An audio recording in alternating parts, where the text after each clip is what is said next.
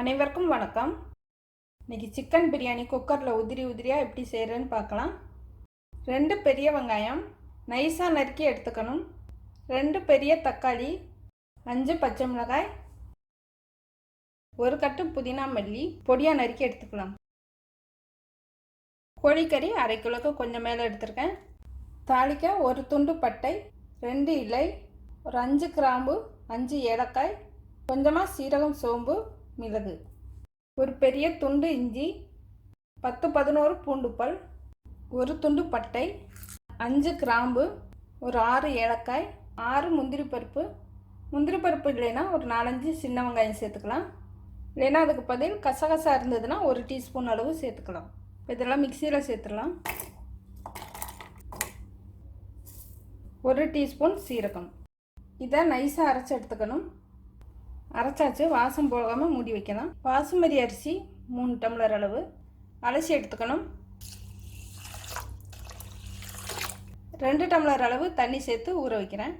வெங்காயம் தக்காளி வதக்கையில் ஊற வச்சா போதும். இப்போ குக்கர் வச்சுக்கலாம். கொஞ்சம் அகலமான குக்கர்னால் நல்லா உதிரியாக வரும். நெய் சேர்த்துக்கிறேன். கொஞ்சம் நெய்யும் கொஞ்சம் எண்ணெயும் சேர்த்துக்கலாம். கொஞ்சம் எண்ணெய் சேர்த்துக்கிறேன். நல்லெண்ணெய், கடலெண்ணெய் எது வேணாலும் சேர்த்துக்கலாம். பட்டை இலை சேர்த்துலாம். பச்சை மிளகாய் கீறிட்டு சேர்க்கணும், இல்லைன்னா வெடிக்கும்.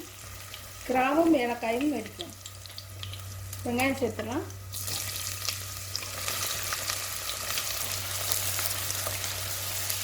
கொஞ்சம் செவக்க வதங்கணும்.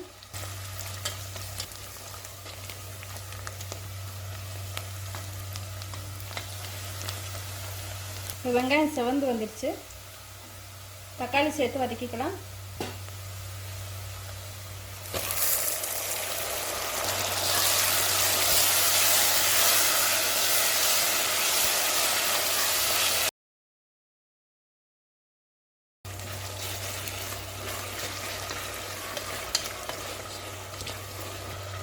இப்போ சிக்கன் சேர்த்து வதக்கிக்கலாம்.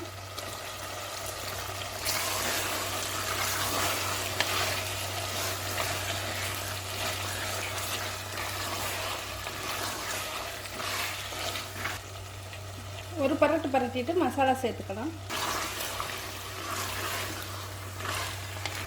முதல்ல மசாலா சேர்த்து வதக்கிக்கலாம். இந்த மாதிரி சேர்க்குறது வாசமாக இருக்கும். அரைச்ச மசாலா சேர்த்துக்கிறேன். சிக்கனை 1 நிமிஷம் வதக்கிட்டு அதுக்கப்புறம் சேர்த்துனா போதும்.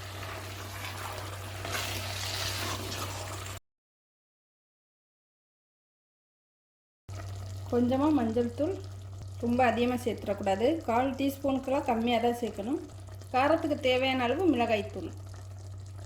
வதக்கையில் சேர்த்துட்டோம்னா காரம்லாம் நல்லா சேரும் சிக்கனில்.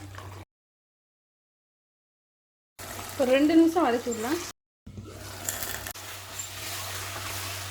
தேவையான அளவு உப்பு,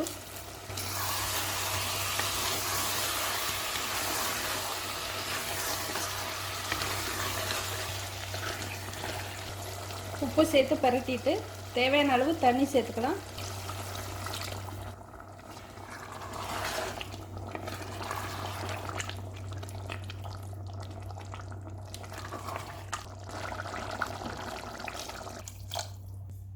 மூணு டம்ளர் அளவு தண்ணி சேர்த்துருக்கேன். 2.5 டம்ளர் அளவு தண்ணி சேர்த்துருக்கேன். சிக்கன் வேகையில் தண்ணி விடும். அந்த தண்ணி அளவு இருந்ததுன்னா ஒரு 1/2 டம்ளர் அளவு தண்ணியை கம்மி பண்ணிக்கலாம். அந்த அளவையும் கணக்கில் சேர்த்தோம்னா ஒரு 3 டம்ளர் அளவு தண்ணி சேர்த்துருக்கேன். சிக்கன் அப்படியே வேக விடலாம், இல்லைன்னா ஒரு விசிலில் வேக வச்சு எடுத்துக்கணும். இங்கே உள்ள சிக்கன் சீக்கிரம் வெந்துடும், அதனால் இப்படியே வேக வச்சுக்கிறேன்.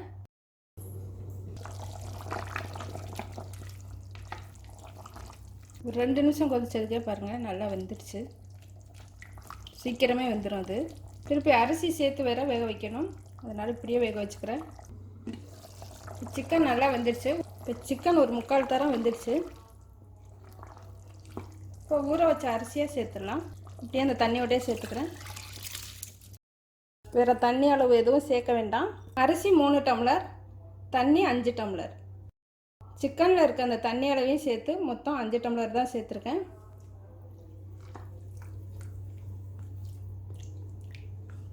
1 டம்ளர் அரிசிக்கு 2 டம்ளர் அளவு தண்ணி சேர்ப்பாங்க. நான் வந்து 1 டம்ளர் அளவு தண்ணி கம்மியாக சேர்த்துருக்கேன். ஏன்னா குக்கருங்கிறதுனால குழஞ்சிரும், உதிரியாகவும் வராது. பிரியாணி வந்து நல்லா நிறமாக வேணுன்னா மிளகாய் பொடி சேர்த்துக்கலாம். பிரியாணியோட நிறம் கம்மியாக வேணுன்னா மிளகாய் பொடிக்கு பதில் பச்சை மிளகாய் எடுத்துக்கலாம். அதை வந்து இஞ்சி பூண்டோட சேர்த்து அரைக்கணும். அப்போ வந்து பிரியாணி வெள்ளையாக வரும். புதினா மல்லி சேர்த்துடலாம். தயிர்லாம் சேர்க்கல.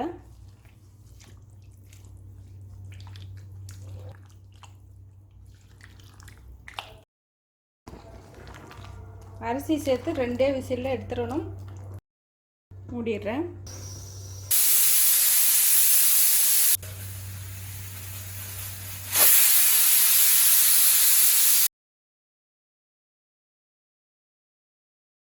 இப்போ பிரியாணி ரெடி ஆகிடுச்சு.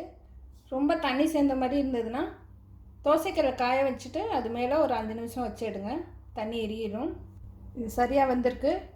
எப்படி வைக்கிறேன்னு சொல்கிறேன். பழைய தோசைக்கல் வச்சுட்டு அது மேலே அந்த குக்கரை வச்சுட்டு விசில் போடக்கூடாது. அப்படியே மூடிட்டு 2-3 நிமிஷம் தம்மில் வச்சு எடுத்திங்கன்னா இன்னும் உதிரியாக வரும்.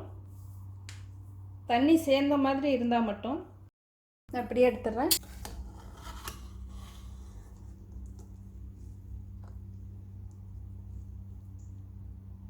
பார்த்தீங்கன்னா தெரியும், நல்லா உதிரி உதிரியாக வந்திருக்கு.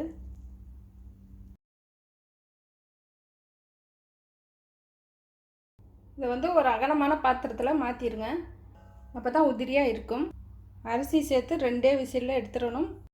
3 விசில்லாம் வச்சிங்கன்னா குழஞ்சிடும். அதே மாதிரி தண்ணி அளவும் கம்மியாக வைக்கணும். ரொம்ப சுவையாக இருக்கும். இது மாதிரி ஒரு டைம் செஞ்சு பாருங்கள். நல்லா உதிரி உதிரியாக வரும்.